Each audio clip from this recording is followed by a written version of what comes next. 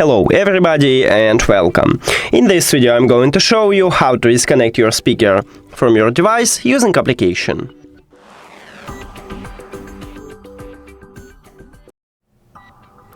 You have to start by open SOUNDCORE application and after that tap on your speaker here. Then go to the settings at the right top and in the last line we have a button disconnect. Firstly, I will tell you the difference between disconnect and unpair.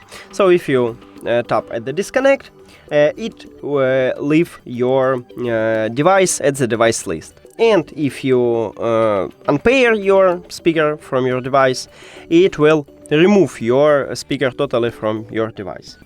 Now let's tap on it and then click OK. So we just disconnected it. And to reconnect it, you need to go to the settings. So settings, Bluetooth, and right here tap on your speaker. And we reconnect it, so right here in the application, again, we have connection. That's it. Thank you for watching this video. If you found it helpful, please consider subscribing to the channel and leave the like on the video. See you later!